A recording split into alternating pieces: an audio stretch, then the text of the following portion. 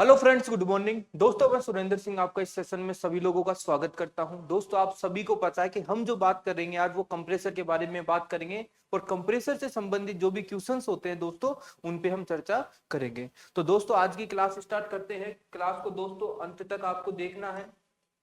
दोस्तों आज का जो फर्स्ट क्वेश्चन है कि जब कम संपीड़क एवं विद्युत मोटर एक ही साफट पर लगे हो तथा एक बंद आवरण के भीतर हो तो संपीड़क कहलाता है। दोस्तों आप सभी को पता है, जब मैंने आपको कंप्रेसर पढ़ाए थे तो तीनों कंप्रेसर आपको रेसिप्रोकेटिंग में बताए थे कि देखो ये जो बात हो रही है आपको पता है कि रेसिप्रोकेटिंग की बात हो रही है, ठीक है। बाकी सभी आते हैं, रोटरी भी आते हैं, स्क्रोल भी आते हैं, ठीक है।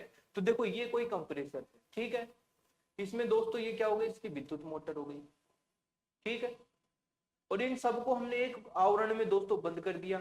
बंद करने के बाद जो दोस्तों ये कंप्रेसर होते हैं, कौन से कंप्रेसर होते हैं, क्या खुला कंप्रेसर। दोस्तों आप सभी को पता है जो खुले कंप्रेसर होते हैं, इस प्रकार के कंप्रेसर में हमारे कंप्रेसर को चलाने के लिए मोटर एक्सटर्नल हमें लगाना पड़ता है। तो हम कह सकते हैं कि ये दोस्तों हमारा क्या है, कंप्रेसर है।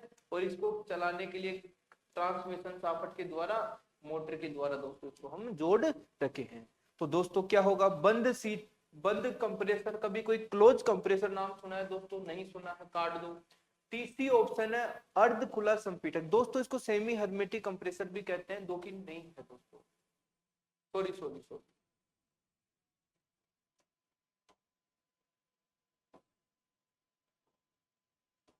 बिल्कुल।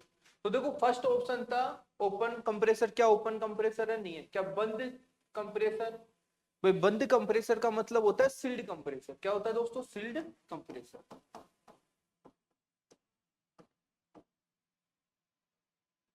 ठीक है। सी ऑप्शन है अर्ध खुला कंप्रेसर, इसको हम कह सकते हैं semi sealed compressor, semi open compressor. तो दोस्तों सी भी नहीं होगा, डी भी नहीं होगा। राइट आंसर दोस्तों हमारा बी ऑप्शन बिल्कुल राइट हो जाएगा। नेक्स्ट क्वेश्चन की बात करते हैं दोस्तों। नेक्स्ट क्वेश्चन है सम कंप्रेसर की आयतनिक दक्षता। तो दोस्तों आप सभी को पता है कि कंप्रेसर की जो आयतनिक वॉल्यूमेट्रिक एफिशिएंसी होती है वो हमारे कंप्रेसर अनुपात बढ़ने के साथ बढ़ती है। क्या जब हमारा कंप्रेशन रेशियो बढ़ता है तो क्या वॉल्यूमेट्रिक एफिशिएंसी बढ़ती है, नहीं बढ़ती है दोस्तों। ऑप्शन बी चेक करो। ऑप्शन बी कह रहा है कि कंप्रेशन रेशियो घटने के साथ घटती है। दोनों ही दोस्तों डायरेक्टली प्रोपोर्शनल है, तो इसके साथ ये दोनों तो डायरेक्टली प्रोपोर्शनल हो नहीं सकते। ऑप्शन सी है कंप्रेशन रेशियो के बढ़ने के साथ घटती है, बिल्कुल देखते हैं। ऑप्शन डी है दोस्तों कंप्रेसर रेशियो घटने के साथ बढ़ती है। तो दोस्तों आप सभी को पता है कि जब हमारा कंप्रेशन रेशियो बढ़ता है तो उस स्थिति में ये घटता है, जब ये घटता है तो उस स्थिति में दोस्तों बढ़ता है। तो दोस्तों राइट आंसर क्या होगा, कंप्रेसर अनुपात के बढ़ने के साथ वॉल्यूमेट्रिक एफिशिएंसी क्या होती है, घटती है। तो सी आंसर दोस्तों हमारा राइट आंसर हो जाएगा, ठीक है। नेक्स्ट क्वेश्चन की बात करते हैं दोस्तों। नेक्स्ट क्वेश्चन है लगभग स्थिर समता युक्त संपीड़क है। दोस्तों स्थिर समता से तात्पर्य होता है कि जो उनकी जो समता होती है ना वो मतलब एक कांस्टेंट लोड पे काम कर रही है। तो दोस्तों आप सभी को पता है कि जो जो स्थिर समता के जो कंप्रेसर होते हैं, क्या स्क्रोल कंप्रेसर होते हैं, क्या स्क्रू होते हैं, क्या सेंट्रीफ्यूगल कंप्रेसर, क्या रेसिप्रोकेटिंग कंप्रेसर। तो दोस्तों स्थिर समता के लिए हम कौन से कंप्रेसर का यूज करते हैं, देखो रेसिप्रोकेटिंग कंप्रेसर होते हैं दोस्तों आप सभी को पता है कि उन क्षमता के लिए करते हैं जिनका उपयोग हाई डिस्चार्ज तथा सॉरी लो डिस्प्लेसमेंट तथा हाई कंडेंसिंग प्रेशर होता है। लेकिन दोस्तों जो आपके सेंट्रीफ्यूगल कंप्रेसर होते हैं इनका उपयोग ज्यादातर हम जो भी जहां पे स्थिर क्षमता से तात्पर्य होता है कि जैसे कहीं पे भी बड़े क्षेत्र के अकॉर्डिंग हमें कहीं पे कूलिंग करना है, उनके लिए दोस्तों हम क्या करेंगे, सेंट्रीफ्यूगल कंप्रेसर का यूज करेंगे। रोटरी कंप्रेसर दोस्तों आप सभी को पता है कि रोटरी कंप्रेसर तो हो ही नहीं सकता। क्यों नहीं हो सकता, क्योंकि रोटरी कंप्रेसर का उपयोग हम छोटी इकाइयों में करते हैं। किस में करते हैं दोस्तों, छोटी इकाइयों में करते हैं। बात आती है स्क्रोल कंप्रेसर। तो दोस्तों जो भी स्क्रोल कंप्रेसर होता है इनका उपयोग भी हम काफी जगह करते हैं, लेकिन ऐसा नहीं है कि इनके नियत लोड के लिए बड़े सिस्टमों में करते हैं, तो ऐसा नहीं है। तो दोस्तों जो राइट आंसर होगा हमारा बी ऑप्शन राइट आंसर होगा, क्योंकि स्थिर लोड के लिए क्या करते हैं, सेंट्रीफ्यूगल कंप्रेसर का यूज करते हैं दोस्तों। नेक्स्ट क्वेश्चन है दोस्तों, सेंट्रीफ्यूगल कंप्रेसर के लिए असत्य कथन का चयन करें। दोस्तों सेंट्रीफ्यूगल जो कंप्रेसर होते हैं उनके लिए असत्य कथन, अर्थात कौन सा कथन दोस्तों गलत है उसके बारे में चर्चा करनी है।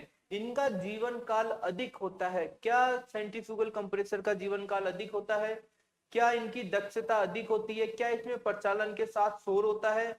इनमें स्नेन आसान होता है? तो दोस्तों बताइए आंसर।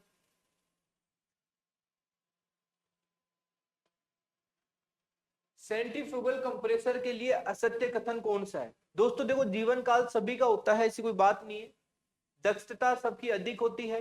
प्रचालन के समय शोर होता है, तो आपको पता है कोई भी कंप्रेसर जब करता है तो शोर करेगा, लेकिन इसमें आसान होता है। तो दोस्तों इसमें स्नेहन तो बहुत कम होता है, क्योंकि बियरिंग बियरिंग में स्नेहन होता है, न के बराबर स्नेहन होता है, तो इसलिए दोस्तों इनकी रिक्वायरमेंट नहीं होती। हमें पूछा था दोस्तों असत्य कथन, तो हमने असत्य कथन पे क्या किया, टिक कर दिया। तो दोस्तों इस प्रकार से आपको मतलब इसका कंप्लीट पोस्टमार्टम करके फिर इसका आंसर देना है दोस्तों। नेक्स्ट क्वेश्चन की बात करते हैं। नेक्स्ट क्वेश्चन है दोस्तों कि निम्न में से किस विधि में स्नेन के लिए पंप का प्रयोग किया जाता है? काफी अच्छा क्वेश्चन है दोस्तों। देखो, मैंने आपको लास्ट टाइम द कंप्रेसर पढ़ाया था, lubrication of method, lubrication method बताए थे, स्प्लेश विधि, ठीक है, फोर्स फीड विधि, और तीसरा था हमारा मैनुअल विधि। ठीक है, मैनुअल का आजकल इतना होता नहीं है, बाकी स्प्लेश और फोर्स ज्यादा होता है दोस्तों। तो इस स्थिति में पंप का उपयोग हम कहाँ करते हैं? फोर्स फीड के अंदर करते हैं। स्प्लेश में क्या करते हैं दोस्तों? स्प्लेश विधि में जो भी हमारी क्रेन शाफ्ट होती है उसमें क्या होते हैं, लूप्स होते हैं, जो कि क्या करते हैं, ऑयल को उछालते रहते हैं। ठीक है, इसके बाद हैंड स्नेन, हैंड स्नेन का भी यूज नहीं होता है दोस्तों। डी ऑप्शन दोस्तों हो नहीं सकता। तो राइट आंसर क्या होगा? फोर्स फीड विधि। ये कोई हमारा कंप्रेसर है, ठीक है, ये इसके मूविंग पार्ट है, हम क्या करेंगे, यहाँ से एक पंप लगा के और यहाँ से इसको अटैच कर देंगे, तो जो भी होगा पंप के माध्यम से लुब्रिकेशन क्रिया होती रहेगी। अब बात आता है दोस्तों की जो फोर्स फीड जो स्नेन होता है, यहाँ पे लुब्रिकेशन कौन से सिस्टमों में करते हैं? दोस्तों सभी को पता है डोमेस्टिक में इनका उपयोग करते नहीं है। जो भी हमारे कॉमर्शियल होते हैं, अमोनिया जो बड़े जो रेसिप्रोकेटिंग ओपन टाइप लगे होते हैं, उनमें दोस्तों इनका उपयोग करते हैं। नेक्स्ट क्वेश्चन है दोस्तों, फोर्स फीड स्नेन विधि में रेफ्रिजरेंट एकत्रित होता है। दोस्तों काफी अच्छा क्वेश्चन है कि जब फोर्स फीड लुब्रिकेशन की जो विधि होती है उसमें जो रेफ्रिजरेंट होता है वो कहाँ होता है? पिस्टन में, क्लीयरेंस आयतन में, संप में, उपरोक्त में से कोई नहीं। तो दोस्तों आप सभी को पता है कि जो भी हमारा रेफ्रिजरेंट होता है, चाहे लुब्रिकेशन हो चाहे नहीं हो, उस स्थिति में रेफ्रिजरेंट जो एकत्रित होगा वो कहाँ पे होगा? संप में होगा। तो दोस्तों ये भी आपको पता होना चाहिए। ठीक है, यदि रेफ्रिजरेंट की जगह दोस्तों आपको यहाँ पे ऑयल भी पूछे तो ऑयल भी क्या होगा दोस्तों? संप में होगा। ठीक है भाई, कुछ रेफ्रिजरेंट क्या होते हैं, डोम से सक करते हैं और टॉप से आउट करते हैं। कुछ रेफ्रिजरेंट होते हैं दोस्तों डोम से डिस्चार्ज करते हैं, ठीक है, साइड से सक करते हैं। तो ये सब अलग अलग कंप्रेसर का होता है, लेकिन रेफ्रिजरेंट की पूछे चाहे ऑयल की पूछे, ठीक, उस स्थिति में राइट आंसर क्या होगा दोस्तों? हमारा सम होगा। नेक्स्ट क्वेश्चन है दोस्तों, वेट कंप्रेशन के उपयोग से निम्न में से क्या लाभ होता है? दोस्तों काफी अच्छा क्वेश्चन है कि जब सिस्टम में वेट कंप्रेशन होता है, तो आप सभी को पता है कि वेट कंप्रेसर हमारे सिस्टम के लिए लाभदायक है, लेकिन कुछ चीजें होती है उनके लिए हानिकारक भी है। तो बात आती है, क्या प्रचालन के लिए आवश्यक ऊर्जा में कमी आती है? क्या दक्षता बढ़ जाती है? क्या ऑप्शन दोस्तों ए व बी दोनों है? तो दोस्तों देखो, आपकी बात सही है, प्रचालन में आवश्यक ऊर्जा की कमी होती है, दक्षता बढ़ जाती है, लेकिन दोस्तों इसका जो दुष्प्रभाव होता है ना, जो भी हमारे वाल्व होते हैं, वाल्व रीड्स होते हैं, जो पिस्टन होते हैं, तो जो भी कंप्रेसर के जो कंपोनेंट होते हैं उनके ऊपर क्या होते हैं दोस्तों? जंग लगने की काफी संभावना होती है। इसलिए दोस्तों हम क्या करते हैं? वेट कंप्रेशन का उपयोग नहीं करते हैं। इसलिए दोस्तों इसके जो ऑप्शन होंगे वो ए सी बी दोनों हो जाएंगे दोस्तों। ठीक है, इसने पूछा है दोस्तों, लाभ पूछा, तो लाभ तो है, लेकिन साथ में दोस्तों इसकी हानि भी है। नेक्स्ट क्वेश्चन है दोस्तों,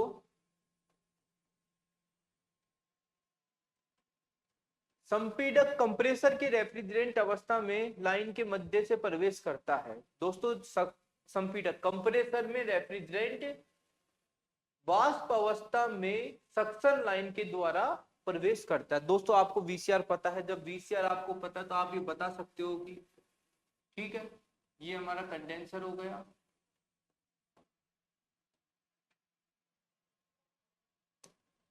ठीक,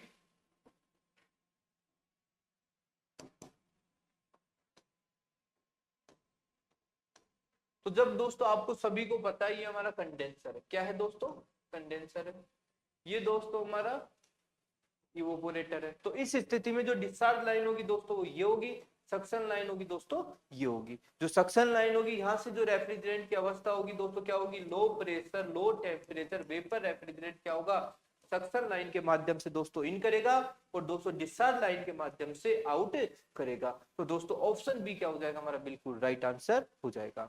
नेक्स्ट क्वेश्चन की बात करें दोस्तों, नेक्स्ट क्वेश्चन है कंप्रेसर में रेफ्रिजरेंट के प्रवेश के समय रेफ्रिजरेंट पर निम्न में से कौन सा दाब लगता है। तो दोस्तों आप सभी को पता है, काफी अच्छा क्वेश्चन है, बार बार एग्जाम्स में पूछा जाता है कि जब कोई कंप्रेसर किसी भी रेफ्रिजरेंट के प्रवेश के समय जो रेफ्रिजरेंट के ऊपर जो दाब लगता है दोस्तों वो हमारा सक्शन दाब लगता है। कुछ बच्चे क्या करते हैं, क्रिटिकल प्रेशर कर देते हैं, लेकिन जो कि क्या होता है, गलत होता है, डिस्चार्ज हो नहीं सकता, डी ऑप्शन दोस्तों हो नहीं सकता।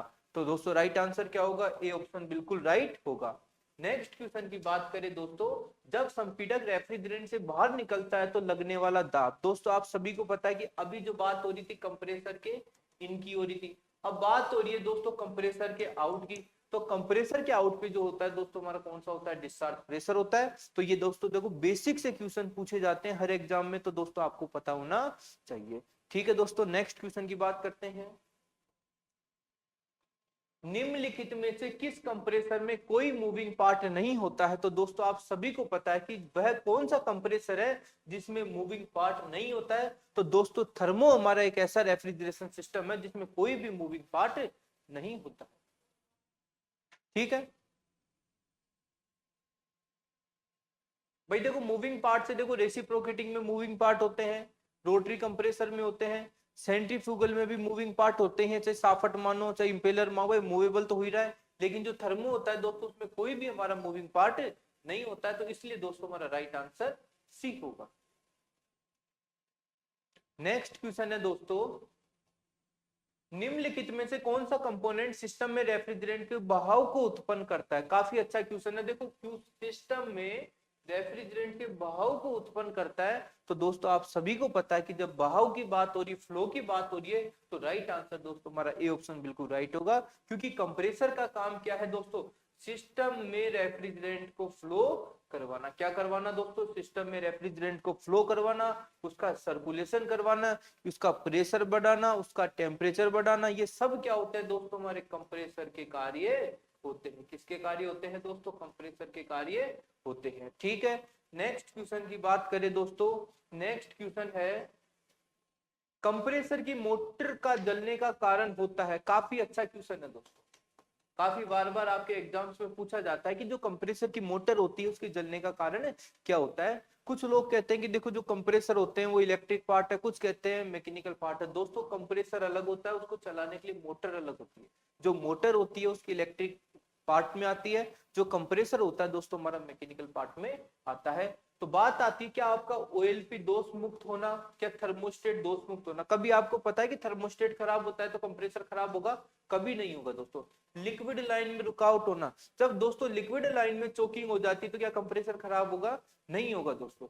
ऑप्शन डी है रेफ्रिजरेंट की कमी होना, जब रेफ्रिजरेंट की कमी होती है तो कंप्रेसर खराब होता है क्या, कभी भी नहीं होता दोस्तों। तो राइट आंसर क्या होगा, ओएलपी दोषपूर्ण होना। तो दोस्तों बार बार पूछा जाता है ओएलपी का पूरा नाम। ठीक है, ओएलपी का पूरा नाम क्या होता है, ओवरलोड प्रोटेक्टर होता है दोस्तों। नेक्स्ट क्वेश्चन है, काफी अच्छा क्वेश्चन है दोस्तों, रोटरी कंप्रेसर। भाई जो रोटरी कंप्रेसर होते हैं मरम्मत नहीं किए जा सकते, मरम्मत किए जा सकते हैं। सिलेंडर हाउसिंग के साथ रोटर एसेंट्रिक होता है, ब्लेड रेफ्रिजरेंट गैस को सील करते हैं। तो दोस्तों क्या रोटरी कंप्रेसर को मरम्मत नहीं किया जा सकता, भाई नहीं किया जा सकता। क्या इनकी मरम्मत किए जा सकते हैं, मरम्मत भी नहीं किया जा सकता। सिलेंडर हाउसिंग के साथ रोटर एसेंट्रिक होता है, बिल्कुल सही बात है। क्योंकि जब रोटरी कंप्रेसर मैंने आपको बताया था तो कंप्लीट जो चार्ट बताया था दोस्तों रोटरी कंप्रेसर का, तो जब मैंने आपको बताया था कि जो हमारा जो सिलेंडर होता है उसमें रोटर होता है, जो रोटर है ना हमारे एसेंट्रिक के साथ क्या होता है, हाउसिंग में बंद होता है। तो इसी दोस्तों लिए हमारा राइट आंसर क्या होगा, सी ऑप्शन बिल्कुल राइट आंसर होगा। नेक्स्ट क्वेश्चन की बात करें दोस्तों, निम्नलिखित में से किस कारण से रिले कोड जल जाती है। तो दोस्तों क्या दोषपूर्ण सिलेक्टर स्विच, क्या सिलेक्टर स्विच कभी खराब होता है तो कुछ होता है, नहीं होता, ऑप्शन काट दो।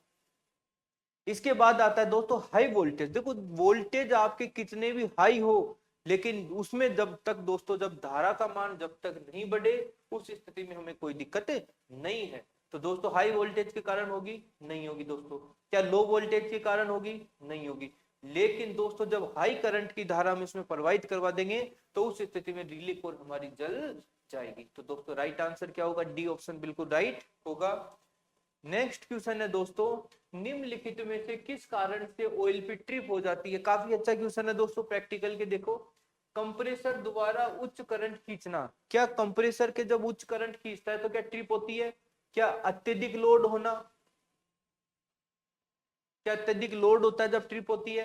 क्या रिले कॉन्टैक्ट अटक जाना, भाई रिले कॉन्टैक्ट अटकने पर भी क्या ओएलपी ट्रिप करेगी। क्या कंप्रेसर शॉर्ट साइकिल होना। तो दोस्तों जो मेन उद्देश्य होता है, देखो फर्स्ट मैं मानता हूं कि आपके हिसाब से तीनों होना चाहिए। जब कंप्रेसर हमारा हाई करंट खींचता है तो ओएलपी ट्रिप करता है, बिल्कुल सही बात है।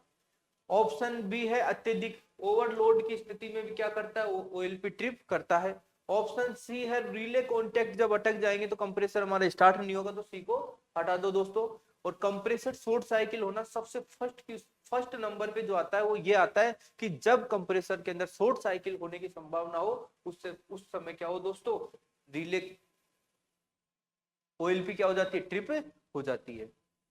ठीक है, तो राइट आंसर क्या होगा दोस्तों, कंप्रेसर शॉर्ट साइकिलिंग होना हमारा राइट आंसर होगा दोस्तों।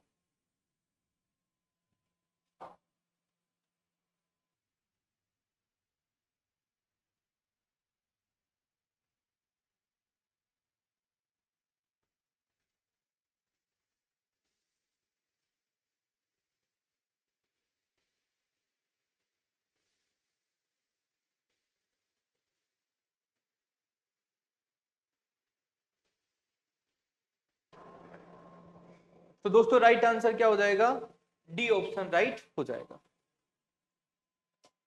नेक्स्ट क्वेश्चन की बात करें, रेफ्रिजरेशन सिस्टम में लो pressure low temperature vapour high temperature gas के द्वारा बदलता है। तो दोस्तों आप सभी को पता है जो कंप्रेसर होते हैं हाई प्रेशर हाई टेम्परेचर के वेपर रेफ्रिजरेंट को क्या करते हैं, आउट करते हैं। तो दोस्तों क्वेश्चन सारे देखो आपके बीसीआर से बेसिक से पूछे जाते हैं, और साथ में दोस्तों ये किसके बारे में पूछ रहा है, कंप्रेसर के बारे में भी पूछ रहा है। इसलिए दोस्तों आपको ये जानकारी कंप्लीट होनी चाहिए। नेक्स्ट बात करें, सील्ड यूनिट में अधिकतर समस्याओं और ब्रेक डाउन के कारण होती है। दोस्तों काफी अच्छा क्वेश्चन है, क्या सील्ड यूनिट में नमी की उपस्थिति होती है, क्या चोकिंग समस्या होती है, क्या तेल का प्रदूषण होता है, क्या इलेक्ट्रिक दोष। जो सबसे प्रमुख समस्या होती है दोस्तों इलेक्ट्रिक दोष की होती है। तो राइट आंसर क्या हो जाएगा दोस्तों, हमारा डी ऑप्शन राइट हो जाएगा। क्योंकि जब इलेक्ट्रिक दोष होता है तो उसको जितना हम उसको रिपेयर करवाते हैं उतने पैसे में तो थोड़ा मिला के दोस्तों क्या कर लेते हैं, नया परचेज कर लेते हैं। तो राइट आंसर दोस्तों डी हो जाएगा।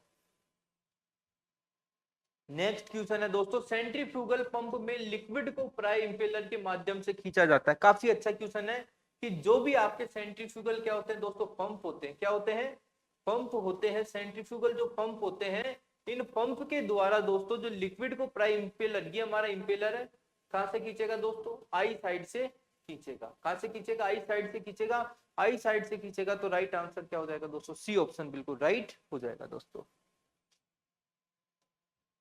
नेक्स्ट क्वेश्चन है दोस्तों, निम्नलिखित में से किस पंप की यह हानि होती है कि सेल्फ प्राइमिंग नहीं होते हैं। तो दोस्तों आप सभी को पता है कि रेसिप्रोकेटिंग तो हमारा सेल्फ प्राइमिंग होता है, गियर टाइप सेल्फ प्राइमिंग होता है। लेकिन जो ये सेंट्रीफ्यूगल कंप्रेसर होता है दोस्तों, ये सेल्फ प्राइमिंग नहीं होता है। क्योंकि बार बार क्या होता है दोस्तों, जो भी हमारे सेंट्रीफ्यूगल पंप के साथ हम यूज करते हैं तो बार बार एयर की समस्या हमें काफी देखने को मिलती है। इसलिए दोस्तों राइट आंसर क्या होगा, हमारा सी ऑप्शन बिल्कुल राइट होगा। नेक्स्ट क्वेश्चन है दोस्तों, कंप्रेसर की दक्षता कम होने का एक कारण है। दोस्तों कंप्रेसर की दक्षता, क्या सिलेंडर का अधिक गर्म होना, क्या क्लीयरेंस पॉकेट का अधिक होना, क्या वाल्व का लीकेज होना। उपयुक्त सभी दोस्तों सारे उपयुक्त जो कारण है वो हमारे कंप्रेसर की जो दक्षता होती है, इफिशिएंसी को क्या करते हैं, प्रभावित करते हैं। तो राइट आंसर क्या होगा दोस्तों, डी ऑप्शन बिल्कुल राइट होगा।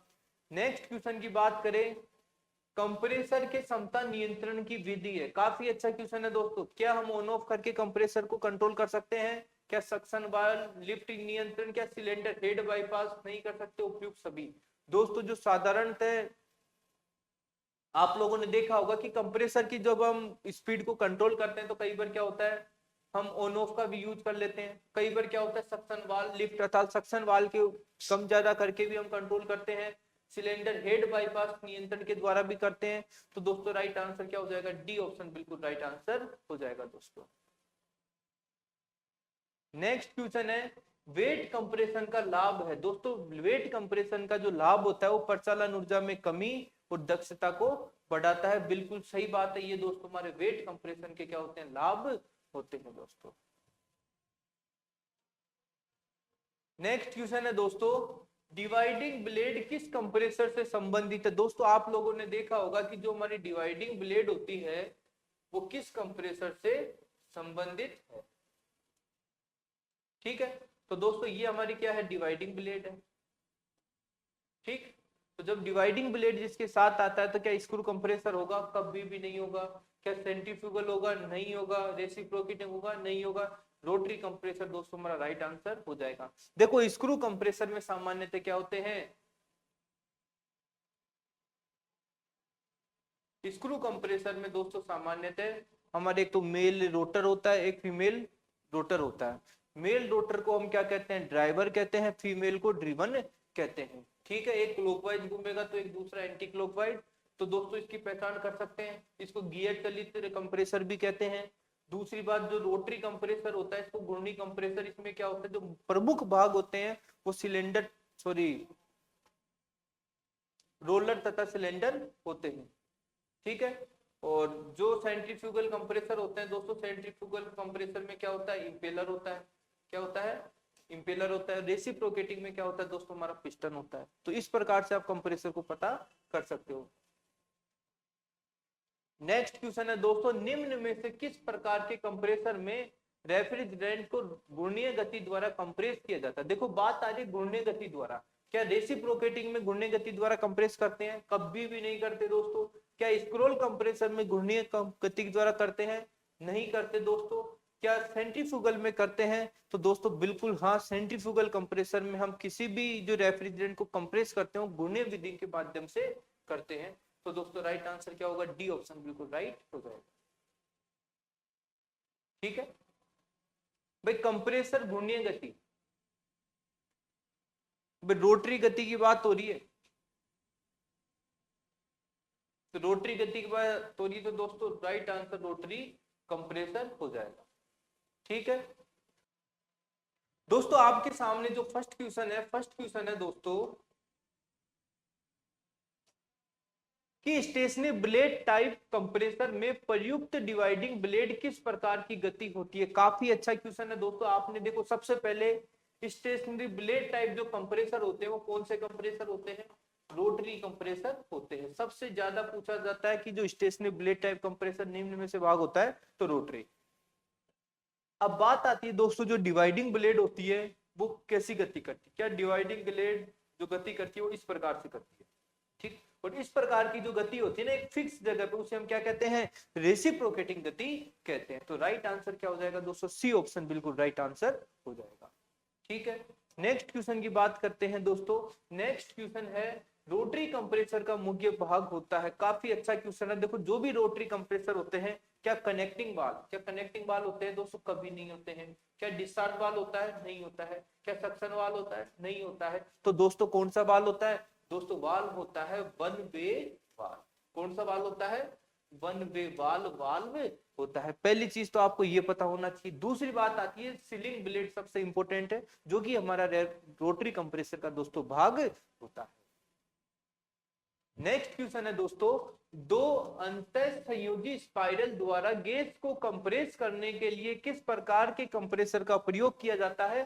काफी अच्छा क्वेश्चन है। तो दोस्तों आप सभी को पता है कि इस प्रकार के जो कंप्रेसर होते हैं, तो आप लोगों ने देखा होगा कि एक स्पाइरल तो क्या होता है? फिक्स्ड होता है। जबकि दूसरा स्पाइरल क्या होता है, मूवेबल होता है। तो इस प्रकार के कंप्रेसर को हम क्या कहते हैं दोस्तों, रोटरी कंप्रेसर कहते हैं। अब सॉरी, स्क्रोल कंप्रेसर कहते हैं। तो अब बात आती है कि जो स्क्रोल कंप्रेसर होते हैं दोस्तों, वो साइड से तो क्या करते हैं, सक करते हैं। अब इधर से तो क्या करेंगे दोस्तों, सक करेंगे, ठीक है। और दोस्तों इधर से क्या करेगा, डिस्चार्ज करेगा। क्या करेगा दोस्तों, डिस्चार्ज करेगा। तो दोस्तों ये भी आपको पता होना चाहिए। अर्थात जो भी स्क्रोल कंप्रेसर होंगे, साइड से तो सक्शन करेंगे, टॉप से दोस्तों क्या करेंगे, डिस्चार्ज करेंगे। ये इसका साइड है, ठीक। नेक्स्ट क्वेश्चन की बात करते हैं दोस्तों।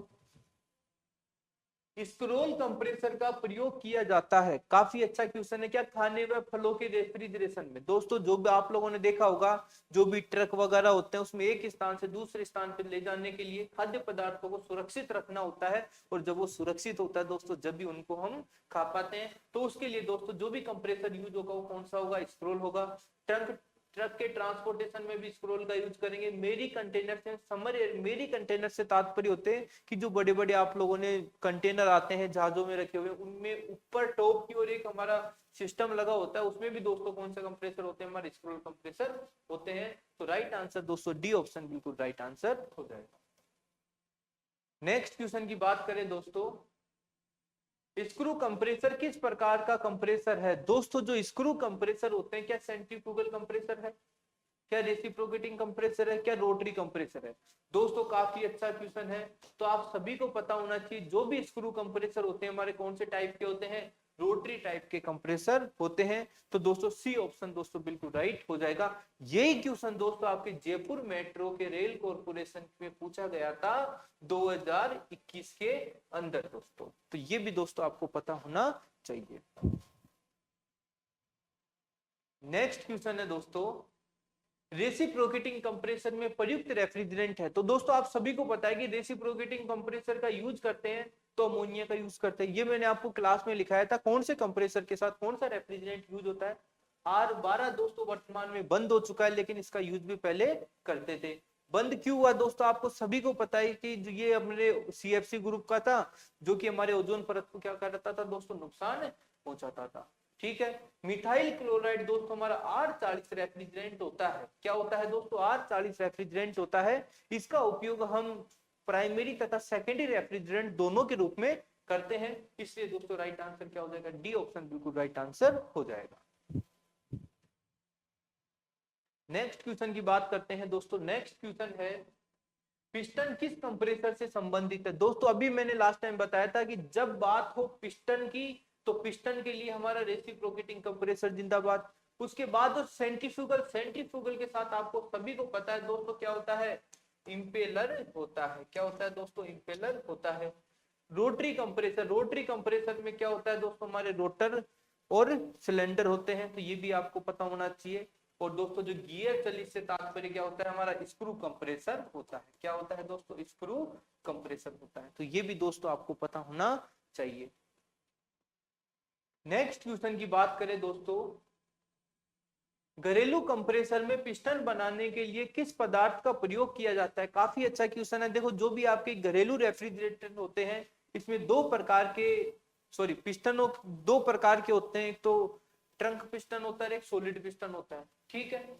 जो हमारे रेफ्रिजरेशन सिस्टम में जो हम उसका निर्माण करते हैं, कौन से पदार्थ, क्या स्टील का निर्माण करेंगे, नहीं करेंगे। क्या पीतल का करेंगे, नहीं करेंगे। क्या कच्चे लोहे का करेंगे, नहीं करेंगे। लेकिन दोस्तों आप सभी को पता है कि पिस्टन सामान्यतः एल्यूमिनियम तथा मिश्र धातु के बनाए जाते हैं। तो राइट आंसर क्या हो जाएगा दोस्तों, डी ऑप्शन बिल्कुल राइट आंसर हो जाएगा।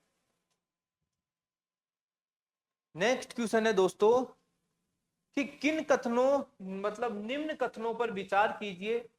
कथन फर्स्ट है दोस्तों, पिस्टन का कार्य कंप्रेसर के सिलेंडर में गैस को कंप्रेस करता है। बिल्कुल सही बात है, क्योंकि जब तक इस सिलेंडर में हमारा कोई पिस्टन नहीं होगा, क्या नहीं होगा, पिस्टन नहीं होगा, तो क्या रेफ्रिजरेंट कंप्रेस होना पॉसिबल है दोस्तों, बिल्कुल नहीं है। पिस्टन तथा सिलेंडर के मध्य गैप को सील करने के लिए निम्न का उपयोग करते हैं। तो दोस्तों कंप्रेशन रिंग का उपयोग करते हैं। किसका यूज करते हैं, कंप्रेशन रिंग का उपयोग करते हैं। तो दोस्तों दोनों ही ऑप्शन क्या होंगे, हमारे सही होंगे। नेक्स्ट क्वेश्चन की बात करें दोस्तों,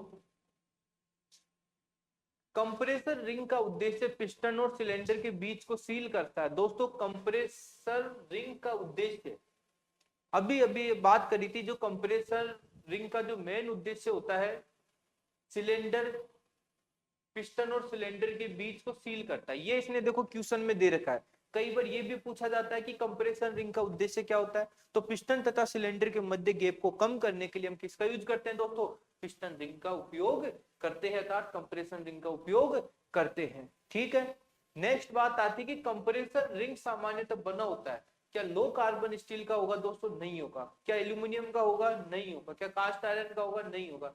दोस्तों ये किसका बना होता है, हाई कार्बन स्टील का बना होता है। तो राइट आंसर दोस्तों बी ऑप्शन बिल्कुल राइट है दोस्तों।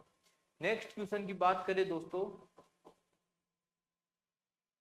वाष्प संपीड़न प्रशीतन निकाय में कंप्रेसर का कार्य होता है। वेपर कंप्रेशन सिस्टम में कंप्रेसर का कार्य रेफ्रिजरेंट को दाब को बढ़ाना, बिल्कुल सही बात है, रेफ्रिजरेंट के दाब को बढ़ाता है। प्रशीतक का तापमान बढ़ाना, अर्थात रेफ्रिजरेंट का तापमान बढ़ाना। और सी ऑप्शन है दोस्तों, रेफ्रिजरेंट को सिस्टम में लगातार संचालित करना, बिल्कुल सही बात है। तो दोस्तों हमारा जो ऑप्शन होगा वो डी ऑप्शन बिल्कुल, अर्थात तीनों ही कार्य करता है। तो दोस्तों क्या होगा right answer, D option right होगा। नेक्स्ट क्वेश्चन है दोस्तों, प्रत्यागामी मतलब रेसिप्रोकेटिंग कंप्रेसर जिसमें पिस्टन की दोनों ही दिशाओं में गति के दौरान वाष्प का संपीड़न होता है। देखो दोनों ही गति, मतलब पिस्टन क्या होता है, दो गति करेगा, तो दो गति के दौरान भी क्या होगा दोस्तों, हमारा वाष्प का कंप्रेशन होगा। क्या हम उसे सिंगल, एकल क्रिया को से तात्पर्य होता है दोस्तों सिंगल एक्टिंग, क्या होता है, सिंगल एक्टिंग कंप्रेसर। ठीक, ये होता है दोस्तों हमारा डबल एक्टिंग कंप्रेसर। ठीक है, और इसको कहते हैं दोस्तों सिंगल स्टेज कंप्रेसर, इसको कहते हैं दोस्तों टू स्टेज कंप्रेसर। जिस कंप्रेसर में दोस्तों पिस्टन की दोनों ही दिशाओं में गति के दौरान वाष्प का संपीड़न होता है, जब पिस्टन दोनों ही तरफ गति करेगा, तो आप सभी को पता है कि जब रेसिप्रोकेटिंग कंप्रेसर पढ़ते हैं तो उसमें दोस्तों डबल एक्टिंग कंप्रेसर हम जरूर पढ़ते हैं। तो डबल एक्टिंग से तात्पर्य होता है कि दोस्तों राइट आंसर क्या हो जाएगा हमारा, बी ऑप्शन बिल्कुल राइट हो जाएगा, डबल एक्टिंग कंप्रेसर दोस्तों। नेक्स्ट क्वेश्चन है, रेफ्रिजरेंट रेफ्रिजरेंट कंप्रेसर के प्रवेश पर दाब कहलाता है। कि जब कोई भी रेफ्रिजरेंट दोस्तों आपके कंप्रेसर पर प्रवेश करता है तो उसे हम क्या कहते हैं, क्या चूषण वाल्व, चूषण वाल्व को ही क्या, चूषण दाब को क्या कहते हैं दोस्तों, सक्शन वाल्व कहते हैं। तो अर्थात ये ऑप्शन दोस्तों क्या हो जाएगा, सही हो जाएगा। ठीक है, नेक्स्ट क्वेश्चन है दोस्तों, प्रशीतक संपीड़क निर्गम आउटलेट दाब कहलाता है। दोस्तों जो भी कंप्रेसर के जो रेफ्रिजरेंट का आउटलेट दाब होता है वो क्या होता है हमारा, निस्सरण दाब से तात्पर्य होता है दोस्तों डिस्चार्ज प्रेशर, डिस्चार्ज प्रेशर कहलाता है। नेक्स्ट क्वेश्चन है दोस्तों, निम्न में से धनात्मक विस्थापन, दोस्तों आप सभी को पता है positive displacement, non positive displacement. जो पॉजिटिव डिस्प्लेसमेंट जो कंप्रेसर होते हैं वो कौन से होते हैं, क्या रेसिप्रोकेटिंग पॉजिटिव होता है, जी बिल्कुल होता है। क्या सेंट्रीफ्यूगल होता है, नहीं होता है। क्या रोटरी होता है, बिल्कुल होता है। तो दोस्तों राइट आंसर क्या हो जाएगा, डी ऑप्शन बिल्कुल राइट आंसर हो जाएगा। ठीक है, नेक्स्ट क्वेश्चन है दोस्तों, जब कंप्रेसर एवं उसे चलाने वाला विद्युत मोटर दोनों एक ही साफट में लगे हो तथा एक वायु बंद हाउसिंग के भीतर हो तो यह कंप्रेसर की इकाई कहलाती है। तो दोस्तों ये कंप्रेसर काफी इंपोर्टेंट होता है। ठीक है, और जब ये बंद होता है तो इस प्रकार के कंप्रेसर को हम क्या कहते हैं, बंद तथा सील्ड कंप्रेसर कहते हैं। तो दोस्तों राइट आंसर क्या होगा, क्या ओपन कंप्रेसर होगा, नहीं होगा दोस्तों। क्या डी ऑप्शन होगा प्रत्यक्ष सॉलिड कंप्रेसर होगा, नहीं होगा, सेंट्रीफ्यूगल हो नहीं सकता, बी ऑप्शन दोस्तों राइट आंसर हो जाएगा।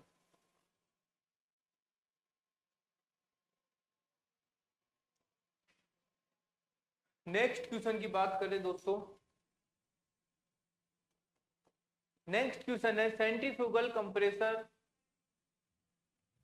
प्राय उन रेफ्रिजरेंटों के लिए उपयोग किए जाते हैं जिनके लिए आवश्यक होता है दोस्तों, जहां पे सेंट्रीफ्यूगल क्या हो जाएगा, सेंट्रीफ्यूगल।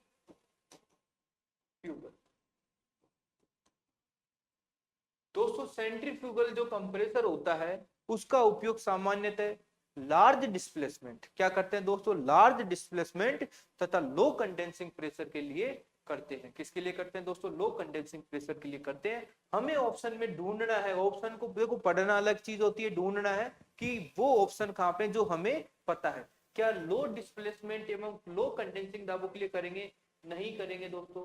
क्या लो डिस्प्लेसमेंट एवं हाई कंडेंसिंग दाबों के लिए करेंगे, नहीं करेंगे दोस्तों। क्या अधिक हाई डिस्प्लेसमेंट तथा लो कंडेंसिंग दाबों के लिए करेंगे, बिल्कुल सही बात है। तो दोस्तों हमने जो क्वेश्चन ऑप्शन को पकड़ा वो ऑप्शन सी बिल्कुल हमारा राइट आंसर है। डी ऑप्शन कह रहा है दोस्तों अधिक विस्थापन मतलब हाई डिस्प्लेसमेंट तथा हाई कंडेंसिंग प्रेशर के लिए करते हैं दोस्तों, नहीं करते हैं। ठीक है, नेक्स्ट क्वेश्चन है दोस्तों, लगभग स्थिर समता कंप्रेसर के रूप में निम्न कंप्रेसर को जाना जाता है। देखो स्थिर समता, जब बात होगी स्थिर समता की, क्या आपको पता है कि सिंगल स्टेज डबल स्टेज काम करेंगे, नहीं करेंगे दोस्तों। क्या रोटरी कंप्रेसर काम करेगा, नहीं करेगा दोस्तों। क्या सेंट्रीफ्यूगल की क्षमता तो वैसे स्थिर नहीं होती, ज्यादा स्पीड कर देंगे तो समस्या, नहीं करेंगे तो समस्या। लेकिन जो रेसिप्रोकेटिंग होते हैं दोस्तों, स्थिर प्रेशर अर्थात प्रेशर का इक्विवेलेंस रखते हैं, क्या रखते हैं, इक्वल रखते हैं, इसलिए राइट आंसर दोस्तों ए ऑप्शन हो जाएगा। नेक्स्ट ऑप्शन है दोस्तों, प्रत्यागामी एवं प्रत्यागामी से तात्पर्य होता है दोस्तों रेसिप्रोकेटिंग, क्या होता है दोस्तों, रेसिप्रोकेटिंग। रेसिप्रोकेटिंग एवं सेंट्रीफ्यूगल कंप्रेसरों के संबंध में कुछ तुलनात्मक तथ्य दिए गए हैं, सही कथन का चुनाव कीजिए। दोस्तों तुलनात्मक कथन से तात्पर्य होता है कि जो रेसिप्रोकेटिंग और सेंट्रीफ्यूगल कंप्रेसर के बारे में निम्न में से कौन सी कथन है जो हमारा सही है।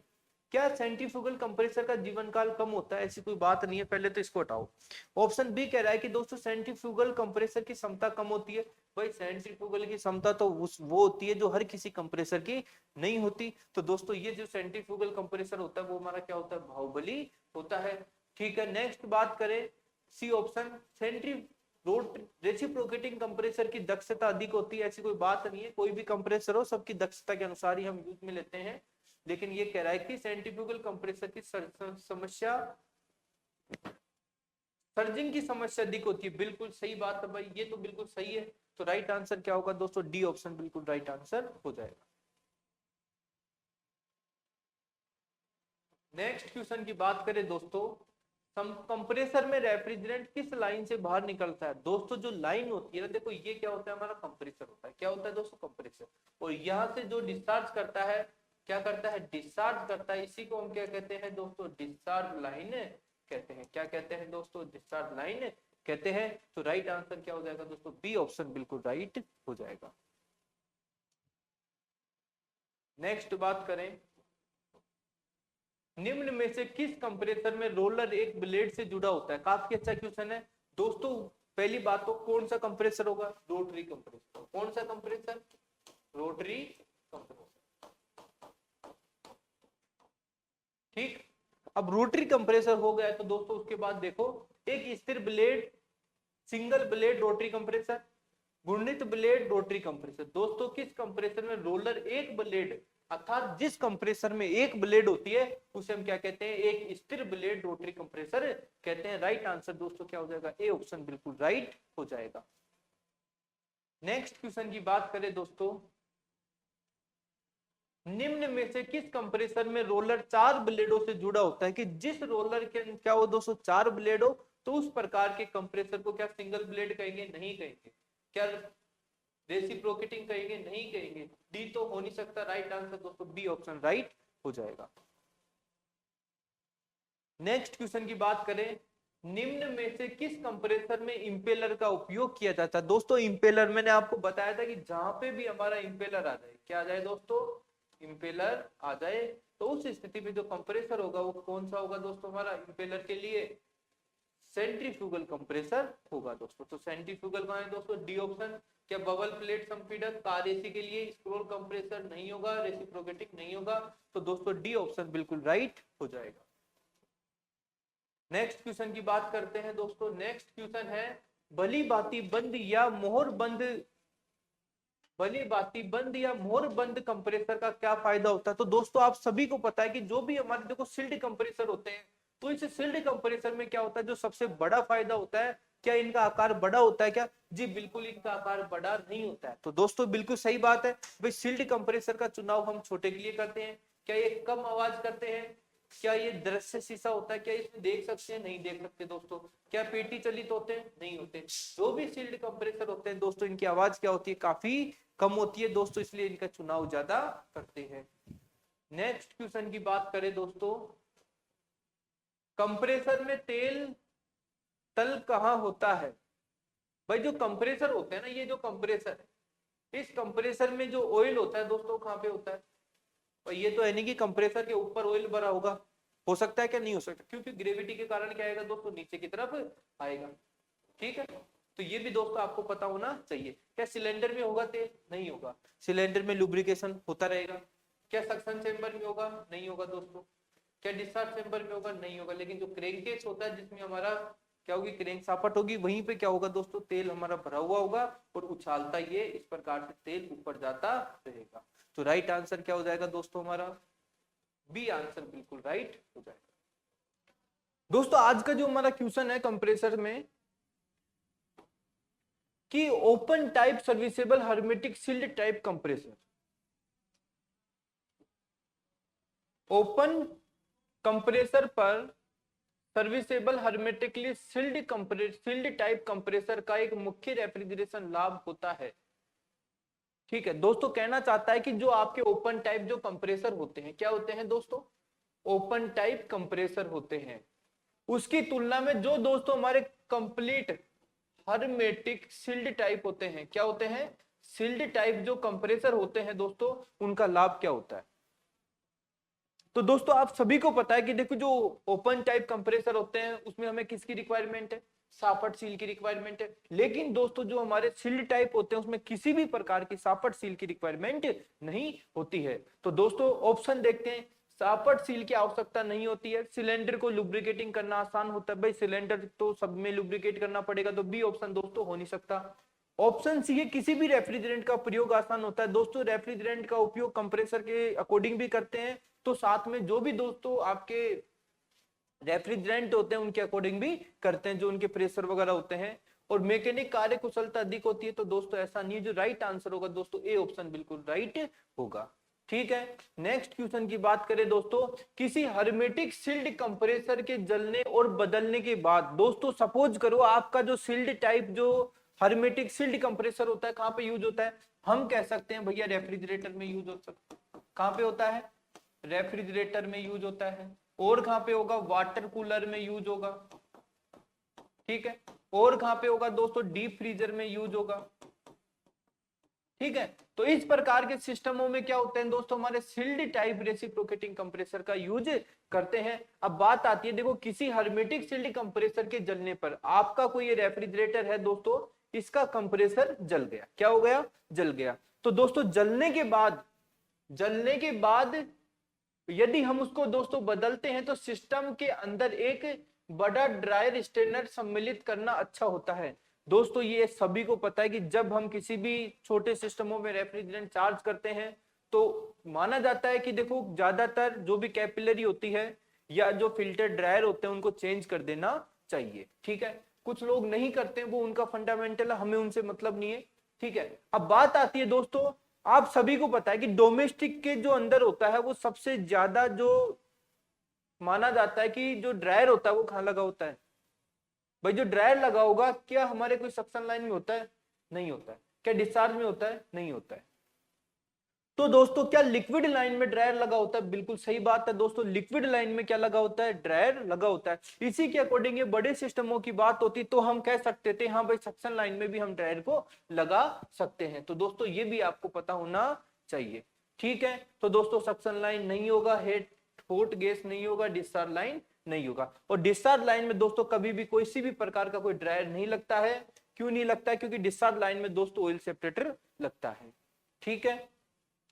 नेक्स्ट क्वेश्चन की बात करते हैं दोस्तों, किसी सिस्टम में रेफ्रिजरेंट R22 के प्रयोग का प्रभाव यह होता है कि compressor lubricating oil charge circulate करता है। दोस्तों आप सभी को पता है कि जो भी हमारे सिस्टम होते हैं, जैसे विंडो एसी की बात करें, चाहे रोटरी कंप्रेसर हो चाहे हर्मेटिक कंप्रेसर हो, जिसके साथ में हम R22 रेफ्रिजरेंट का यूज कर रहे हैं, तो दोस्तों उस स्थिति में क्या होता है, जो भी हमारा ऑयल होता है, क्या होता है दोस्तों, जो भी ऑयल होता है पूरे सिस्टम में क्या होता है, घूमता रहता है। क्या करता है दोस्तों, सर्कुलेट होता रहता है। तो इसलिए हम कह सकते हैं क्या केवल के कंप्रेसर के संप में रहेगा? क्या कंप्रेसर के संप में? कंप्रेसर का संप कौन सा होता है दोस्तों? जहां पर हमारा ऑयल भरा होता है, ठीक है। सब समय पूरे सिस्टम में केवल लो टेम्परेचर सिस्टम के चारों ओर, केवल हाई टेम्परेचर सिस्टम के चारों ओर। तो दोस्तों ए ऑप्शन होगा नहीं, बी नहीं होगा, सी नहीं होगा। राइट आंसर दोस्तों हमारा बी ऑप्शन बिल्कुल राइट हो जाएगा। क्यों हो जाएगा? क्योंकि दोस्तों रेफ्रिजरेंट क्या है, ऑयल के साथ कंप्लीट सिस्टम में सर्कुलेट हो रहा है, ठीक है। नेक्स्ट क्वेश्चन की बात करते हैं दोस्तों। नेक्स्ट क्वेश्चन है, एक समान हॉर्स पावर वाली शेडेड पोल मोटर की अपेक्षा एक capacitor start electric motor refrigerator compressor प्रयोग के लिए अधिक उपयुक्त होती है, क्योंकि यह वोल्टेज के घटने बढ़ने को अच्छी तरह से सहन करने योग्य होती है, यह अधिक लोड होने पर भी स्टार्ट हो जाती है, यह चलने पर अधिक गर्म नहीं होती है। तो दोस्तों आप सभी की पता है कि जो शेडेड पोल मोटरें होती हैं उनकी अपेक्षा हमारे कैपेसिटर स्टार्ट इलेक्ट्रिक जो मोटर होती है, इनका जो प्रमुख लाभ यही होता है कि जो भी आपके कंप्लीट, जो भी आप जब सिस्टम पे जब ज्यादा लोड होता है तो उस स्थिति में भी ये क्या हो जाती है दोस्तों, स्टार्ट हो जाती है। तो ये भी दोस्तों आपको पता होना चाहिए। तो दोस्तों राइट आंसर क्या होगा, बी आंसर बिल्कुल राइट होगा दोस्तों। नेक्स्ट क्वेश्चन की बात करें, जब स्विच ऑन करने पर हर्मेटिक सील्ड कंप्रेसर स्टार्ट नहीं होता है और उसकी मोटर बनबनाती नहीं है, तो यह कारण हो सकता है। काफी अच्छा क्वेश्चन है दोस्तों। देखो कभी भी ऐसा क्वेश्चन हो, बनबना रही है, तो हम कह सकते हैं कि कैपेसिटर प्रॉब्लम है, ठीक है, कह सकते हैं। लेकिन दोस्तों बनबना भी नहीं रही है तो क्या कारण है? आप लोगों ने देखो घरों में देखा होगा, आपके घरों में जो कूलर की जो मोटर लगी होती है, भाई है तो मोटर, क्या है, मोटर है। और कंप्रेसर में भी क्या होती है दोस्तों, मोटर ही होती है। जब आपके कूलर की मोटर पूर्ण रूप से जल जाती है उस स्थिति में कोई आवाज आती है? नहीं आती है। लेकिन दोस्तों जब उसके रोटर वगैरह स्टेटर से टच हो जाते हैं तो आवाज आती है। तो हम कह सकते हैं बिल्कुल सही है, ठीक है। इसी के अकॉर्डिंग दोस्तों, क्या दोषयुक्त स्टार्टिंग कैपेसिटर, क्या ओपन सर्किट मोटर वाइंडिंग, लो सप्लाई वोल्टेज, सीज हुआ कंप्रेसर?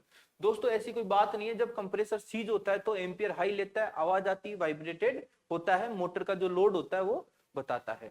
लो वोल्टेज सप्लाई से कोई दिक्कत नहीं है क्योंकि ये सब बाद के सिरे होते हैं। पहली बात आती है सप्लाई तो उसको दी जा रही है लेकिन दोस्तों चालू नहीं हो रही है, ना ही बना रही है। तो दोस्तों ओपन सर्किट जब हमारी बाइंडिंग होती है तो इस प्रकार की सिचुएशन होती है। तो राइट आंसर क्या होगा दोस्तों, बी ऑप्शन बिल्कुल राइट होगा। नेक्स्ट क्वेश्चन की बात करें, नेक्स्ट क्वेश्चन है दोस्तों,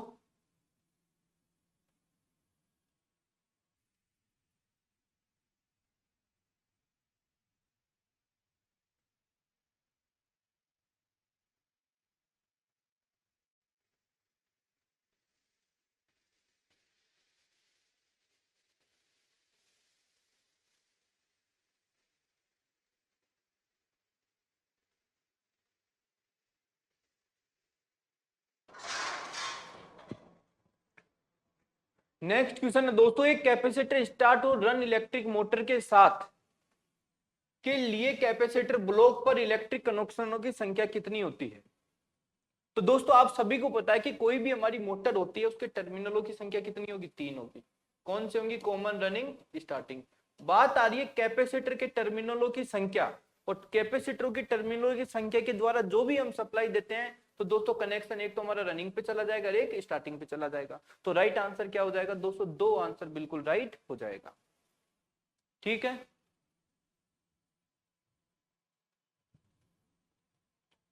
नेक्स्ट क्वेश्चन है दोस्तों, भाप की सुपर हीटिंग का कंप्रेसर पर क्या प्रभाव होता है। तो दोस्तों आप सभी को पता है कि जो भी भाप की सुपर हीटिंग होती है कंप्रेसर के लिए लाभदायक होती है। क्या होती है, लाभदायक होती है। लेकिन दोस्तों इस सुपर हीटिंग की वजह से क्या है, सुपर हीटिंग की वजह से हमारा सीओपी क्या हो जाता है दोस्तों, घट जाता है। क्या हो जाता है दोस्तों, सीओपी घटता है। इसलिए दोस्तों हम कह सकते हैं कि सीओपी हमारा घटना नहीं चाहिए। कंप्रेसर की एफिशिएंसी तो सही रहती है, लेकिन दोस्तों जो सीओपी होता है, कोएफिशिएंट ऑफ परफॉर्मेंस, वो क्या हो जाता है, हमारा घट जाता है। ठीक है, और जो निष्पादन गुणांक होगा वो भी कम होगा दोस्तों, रेफ्रिजरेशन इफेक्ट भी कम होगा।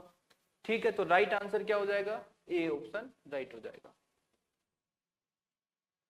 नेक्स्ट क्वेश्चन है दोस्तों, मोटर के साथ बाहर से जोड़े गए कंप्रेसर को कहते हैं। दोस्तों आप सभी को पता है कि देखो ये हमारा कोई कंप्रेसर है। क्या है दोस्तों, कंप्रेसर है। ठीक है, और ये हमारी कोई मोटर है। ठीक है, ये कंप्रेसर है।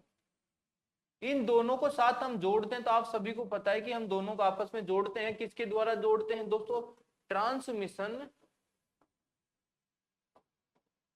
शाफ्ट के द्वारा जोड़ते हैं। किसके द्वारा जोड़ते हैं दोस्तों, ट्रांसमिशन शाफ्ट के द्वारा जोड़ते हैं। तो इस प्रकार का जो कंप्रेसर होता है कि किसी भी कंप्रेसर को चलाने के लिए हमें एक्सटर्नल जो भी मूवेबल पार्ट होते हैं, जो इन्हें घुमाने का जो कार्य करते हैं कंप्रेसर को, उनका उपयोग करते हैं। तो दोस्तों वो हमारे ओपन टाइप कंप्रेसर होते हैं। तो दोस्तों सी आंसर बिल्कुल राइट हो जाएगा। डी होगा नहीं। सेमी सील्ड में क्या होते हैं, दोनों होते तो दोनों एक ही जगह है, लेकिन इस एरिया में क्या होगा, ये हमारा मोटर का एरिया हो जाएगा, इसी के साथ में दोस्तों हमारा कंप्रेसर का एरिया हो जाएगा। तो ये सेमी सील्ड हो जाएगा। और सील्ड में क्या होगा, दोनों दोस्तों हमारे एक ही डोम में फिक्स रहते हैं। ठीक है, नेक्स्ट क्वेश्चन है दोस्तों, रोटरी कंप्रेसर के मुख्य पार्ट्स होते हैं। दोस्तों काफी अच्छा क्वेश्चन है। जो रोटरी कंप्रेसर होते हैं, क्या होते हैं, रोटरी कंप्रेसर। तो दोस्तों रोटरी कंप्रेसर का जो मुख्य भाग सबसे ज्यादा माना जाता है, सबसे ज्यादा क्वेश्चन पूछा जाता है, सिलेंडर और रोटर हमारा मुख्य भाग होता है। काफी बच्चे कहते हैं कि सर ब्लेड और क्रैंक शाफ्ट भी होती है। दोस्तों क्या क्रैंक शाफ्ट होती है, इसमें क्रैंक शाफ्ट की जगह एसेंट्रिक शाफ्ट दी जाती है, जो कि किससे जुड़ी होती है, रोटर से जुड़ी होती है।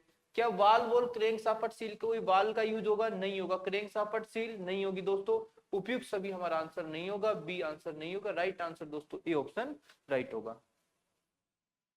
नेक्स्ट क्वेश्चन है दोस्तों, हर्मेटिक सिस्टम का प्रयोग किया जाता है। दोस्तों हर्मेटिक सिस्टम का उपयोग कहां करते हैं, क्या रेफ्रिजरेटर में करते हैं, बिल्कुल सही बात है। क्या विंडो एसी एयर कंडीशनर में करते हैं, बिल्कुल सही बात है। क्या बोतल कूलर और वाटर कूलर में करते हैं, बिल्कुल करते हैं। क्या हम उपयुक्त सभी में करते हैं, बिल्कुल सभी में करते हैं दोस्तों। नेक्स्ट क्वेश्चन है दोस्तों, निम्नलिखित में से कौन सा सकारात्मक, सकारात्मक का मतलब होता है दोस्तों पॉजिटिव डिस्प्लेसमेंट कंप्रेसर नहीं है। दोस्तों आप सभी को पता है कि कंप्रेसर हमारे दो प्रकार के होते हैं। ठीक है, कंप्रेसर हमारे दो प्रकार के होते हैं। फर्स्ट तो होता है दोस्तों हमारा पॉजिटिव,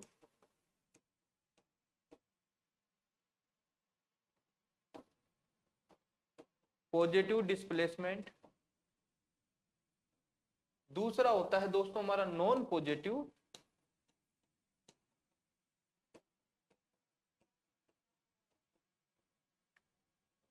ठीक है, तो दोस्तों जो पॉजिटिव डिस्प्लेसमेंट होते हैं वो हमारे जो भी रेसिप्रोकेटिंग रोटरी स्क्रू स्क्रोल ये पॉजिटिव में आते हैं। जबकि नॉन पॉजिटिव में दोस्तों एक ही कंप्रेसर आता है, वो हमारा सेंट्रीफ्यूगल होता है, सेंट्रीफ्यूगल कंप्रेसर होता है। तो दोस्तों राइट आंसर क्या होगा, सी ऑप्शन बिल्कुल राइट हो जाएगा।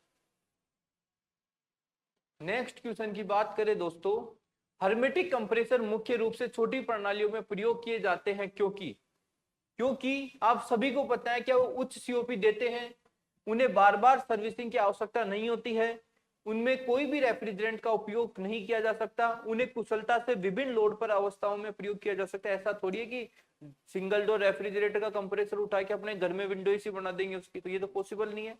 नेक्स्ट ऑप्शन था दोस्तों, उनमें किसी भी प्रकार की रेफ्रिजरेंट उपयोग किया जा सकता है, ऐसा नहीं होता है। उनके सीओपी उच्च होते हैं, ऐसा नहीं है, क्योंकि सीओपी दोस्तों उनके कम ही होते हैं। चाहे उनकी तुलना आप किसी से भी करोगे ना, तो रेफ्रिजरेटर का सीओपी ऑलवेज क्या होता है, कम होता है। किसकी तुलना, विंडो एसी, स्प्लिट एसी, इन सब की तुलना में। तो इन्हें बार बार की सर्विसिंग की आवश्यकता नहीं होती है दोस्तों।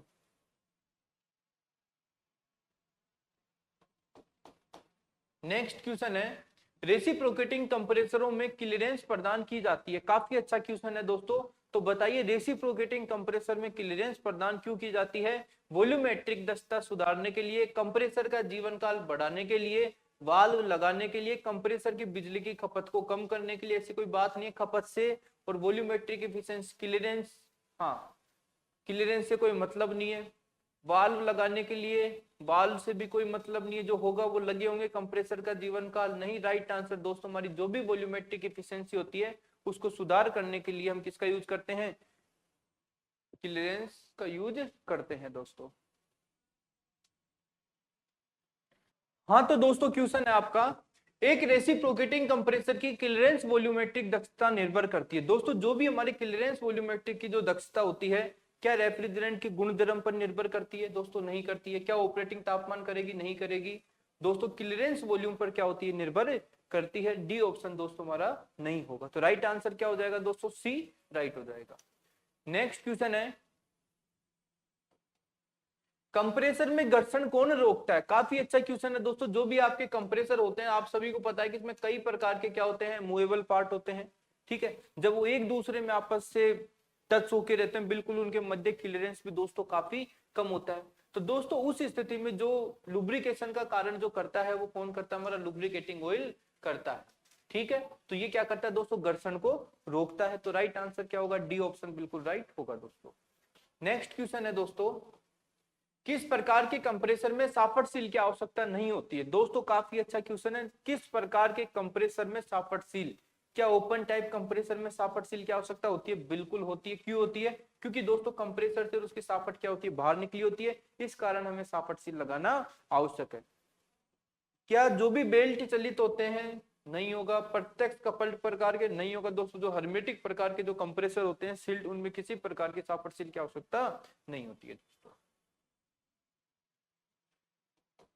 नेक्स्ट क्वेश्चन है, कंप्रेसर लुब्रिकेटिंग ऑयल में कुछ महत्वपूर्ण गुण होने चाहिए, सबसे अधिक महत्वपूर्ण गुण कौन सा है? काफी अच्छा क्वेश्चन है कि कोई भी कंप्रेसर में जो लुब्रिकेटिंग जो ऑयल होता है, उसका सबसे अच्छा गुण माना जाता है, वो होता है दोस्तों हमारा विस्कोसिटी। राइट आंसर हो जाएगा दोस्तों, ठीक है।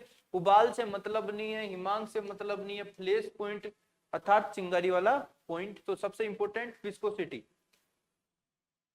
नेक्स्ट क्वेश्चन है दोस्तों, चालू होते ही कंप्रेसर के ट्रिप का क्या कारण होता है? काफी अच्छा क्वेश्चन है। देखो कंप्रेसर जैसे आपने चालू किया तो ट्रिप हो गया।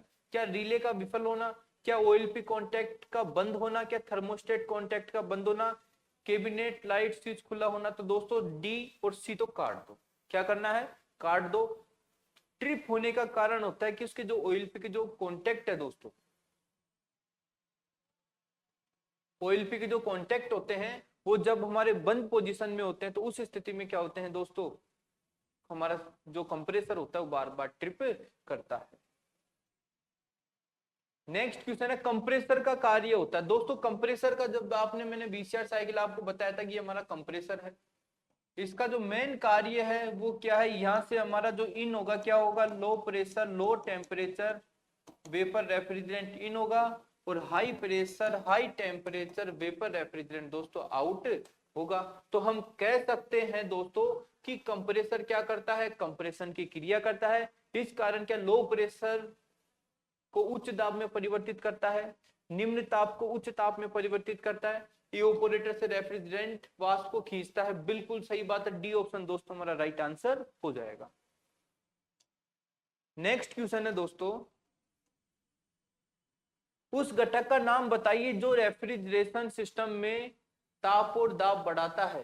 तो दोस्तों वह कौन सा सिस्टम है जो तापमान और दाब बढ़ाता है? अभी मैंने बताया था, जो कंप्रेसर होता है वो क्या करता है? लो टेम्परेचर की वेपर रेफ्रिजरेंट को सक करता है, तथा हाई प्रेशर हाई टेम्परेचर की मोर सुपरहीटेड वेपर रेफ्रिजरेंट को दोस्तों आउट करता है। तो हम कह सकते हैं कि ये कार्य कौन कर रहा है दोस्तों? कंप्रेसर कर रहा है। नेक्स्ट क्वेश्चन है दोस्तों, जब पानी सेंट्रीफ्यूगल पंप में प्रवेश कर जाता है तो उसे एक पार्ट के द्वारा बहुत उच्च वेग के साथ मिलता है जिसे हम कहते हैं। तो दोस्तों जब पानी सेंट्रीफ्यूगल पंप में प्रवेश कर जाता है तो उसके बाद एक पार्ट के द्वारा बहुत उच्च वेग के साथ जो पानी को दोस्तों जो सर्कुलेट करता है, जो उच्च वेग में जो कन्वर्ट करता है, वो कौन करता है? हमारा इंपेलर करता है। राइट आंसर ए हो जाएगा। इसी क्वेश्चन में पूछता है कि पानी का प्रवेश कहां से होता? पानी का प्रवेश तो दोस्तों कहां से होता? आई से होता। कहां से होता? आई से होता। ठीक है। नेक्स्ट क्वेश्चन है दोस्तों, पंप की दक्षता पर निर्भर करती है, पंप की लोकेशन पर, पंप की स्पीड पर, उपयोग का प्रकार, उपयुक्त में नहीं। तो दोस्तों पंप की जो क्षमता होती है ना, पंप की स्पीड पे डिपेंड करती है। क्यों करती है? क्योंकि जितनी आपकी जो स्पीड होगी पंप उतना कार्य करेगा। तो ये आपको पता होना चाहिए। स्पीड पे डिपेंड होता है दोस्तों हमारे पंप। नेक्स्ट क्वेश्चन है दोस्तों, निम्नलिखित में से किस प्रकार के सेंट्रीफ्यूगल पंप में प्रेशर को पूर्णतः सेंट्रीफ्यूगल फोर्स के द्वारा विकसित किया जाता है? Radial flow, mixed flow, axial flow, regular flow. Right answer क्या हो जाएगा दोस्तों? हमारा रेडियल फ्लो बिल्कुल राइट आंसर हो जाएगा। नेक्स्ट क्वेश्चन है, एयर कंडीशनिंग में अधिकतर प्रयोग में लाया जाने वाला पंप होता है। दोस्तों आप सभी को पता है सबसे ज्यादा इंपॉर्टेंट सेंट्रल एसी में। किसमें? सेंट्रल एसी में जो भी हमारे चिल्ड वाटर होते हैं, क्या होते हैं दोस्तों? चिल्ड वाटर जो पंप होते हैं उसमें हम किसका यूज करते हैं? सेंट्रीफ्यूगल पंप का यूज करते हैं दोस्तों। इस प्रकार के पंप क्या नहीं होते दोस्तों? सेल्फ प्राइमिंग पंप नहीं होते हैं। ये सेल्फ प्राइमिंग पंप नहीं होते। नेक्स्ट क्वेश्चन है दोस्तों, रेसिप्रोकेटिंग कंप्रेसर में लगे वाल्वों की संख्या। दोस्तों आप सभी को पता है रेसिप्रोकेटिंग कंप्रेसर में वाल्व हमारा एक तो सक्शन और एक डिस्चार्ज, तो दो वाल्व लगे होते हैं। तो दोस्तों आज का सेशन यही समाप्त करते हैं। मिलते हैं नेक्स्ट क्लास में। जब तक के लिए thank you, take care, bye bye दोस्तों।